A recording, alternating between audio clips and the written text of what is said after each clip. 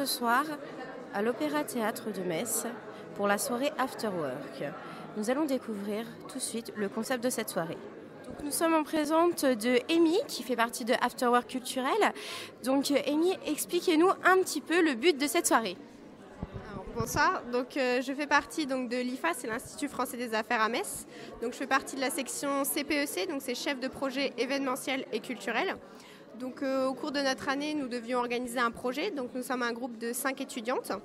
Et donc nous sommes très intéressés par tout ce qui est artistique et culturel sur la ville de Metz.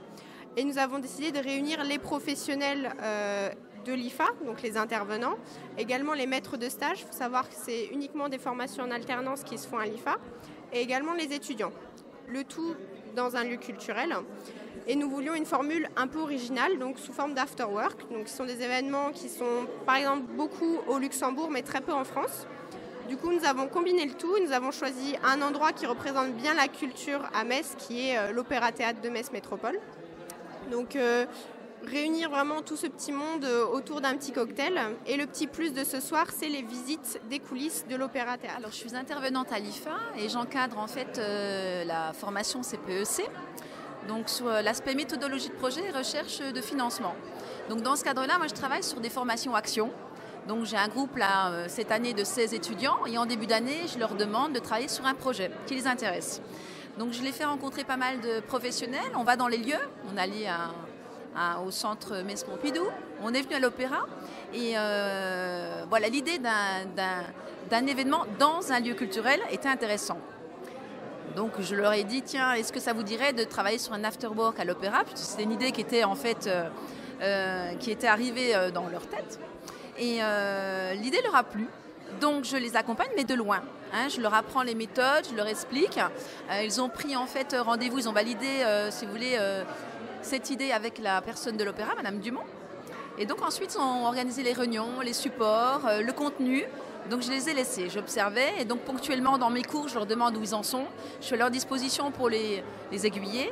Donc on suit la méthodologie de projet à travers un événement. Et c'est la meilleure façon en fait pour justement acquérir de l'expérience. Voilà, c'est le défi. Et je pense qu'elles l'ont réalisé parce qu'aujourd'hui, il y a, je crois, 74 inscrits. Donc l'idée, c'était d'inviter des personnes en lien avec l'IFA, les étudiants, les tuteurs de stage. Le public a été un peu élargi. Et pour l'opéra, l'intérêt, c'est d'amener un nouveau public dans ce lieu culturel. Le théâtre, c'est ouvert à tous et à toutes. Le théâtre, c'est d'abord l'émotion. L'émotion que vont vous transmettre des artistes, chacun dans leur discipline, que ce soit des chanteurs lyriques ou que ce soit des comédiens, acteurs, que ce soit des danseuses ou des danseurs. Il n'y a pas à avoir peur de franchir la porte d'un lieu comme celui-là. C'est un lieu ouvert, c'est un lieu de partage, et c'est comme ça en tous les cas que toutes les saisons depuis 4 ans sont menées avec des thématiques, vous savez que par exemple la saison prochaine, nous allons fêter le 400e anniversaire de la disparition. Alors fêter, c'est un bien grand mot, parce qu'on ne devrait pas fêter une disparition, mais on va le mettre à l'honneur de Shakespeare. Et pendant 1 mois et demi, ici, dans ce théâtre, il va y avoir du Shakespeare.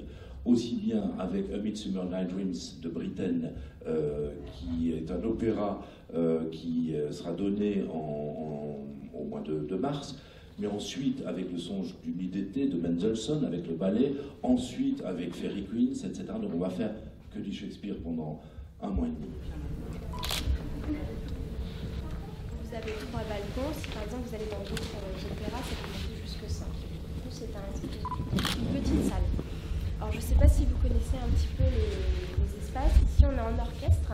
Derrière, juste en dessous des balcons, en fait, vous êtes au parterre. Après il y a le premier, le deuxième, le troisième. Et vous avez des loges en fait de chaque côté. Il faut savoir qu'actuellement, on accueille 750 personnes en fait, dans la salle. Et au XVIIIe siècle, on pouvait accueillir 1400 personnes. Donc en fait, on a coupé de la moitié. Tout simplement parce qu'en fait, toute cette partie-là, les personnes étaient debout et le troisième balcon aussi. Voilà. Alors après, je ne sais pas si vous avez regardé juste au-dessus, il y a un drapeau noir et blanc. Est-ce que vous savez ce que c'est? C'est le drapeau de la ville de Metz. Voilà, c'est l'emblème de la ville de Metz. Ça a été mis tout simplement puisque c'est une commande de la ville de Metz, ils ont mis l'emblème. Et de chaque côté en fait, du drapeau, vous avez des têtes, donc des masques, un qui est triste et un autre qui est qui sourit, c'est tout simplement en fait le masque de la comédie, donc qui est à Jardin, et le masque de la tragédie. Parce qu'au XVIIIe siècle, les programmes n'existaient pas, donc les personnes quand ils venaient en fait dans la salle de l'opéra-théâtre, ils ne savaient pas ce qu'ils allaient voir. Du coup, les masques s'avançaient sur 1 mètre, et du coup, si par exemple c'était le masque de la comédie qui était avancé, les personnes savaient qu'elles allaient voir un spectacle qui allait être comique, ça allait bien finir. Alors si c'était l'inverse, c'était le masque de la tragédie qui était avancé, ils savaient que ça allait finir par un drame. Vous avez un rideau de fer, il y en a 2 des rideaux de fer, il y en a un ici et il y en a un de l'autre côté, en fait, juste derrière le rideau rouge. C'est tout simplement pour éviter, en cas d'incendie, si un incendie, ça se passe forcément sur le plateau, de l'autre côté.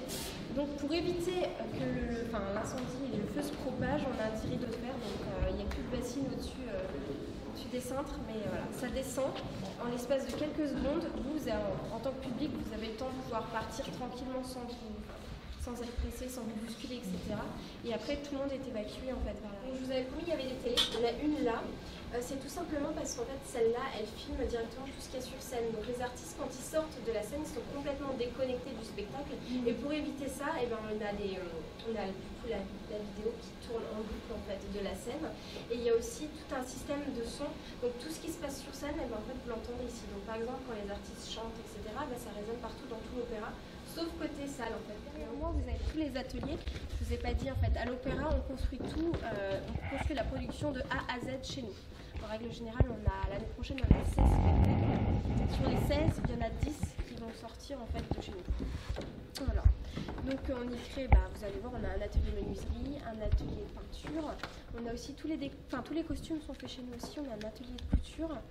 Et tous les costumes sont rangés au-dessus de votre tête en fait. Donc tout au-dessus c'est les greniers et c'est rempli de costumes. Donc je peux pas vous y emmener non plus, c'est pas du tout accessible pour un nombre de personnes comme vous. On les montre quasiment jamais. Et voilà, sachez que tout est au-dessus. On est dans l'atelier peinture.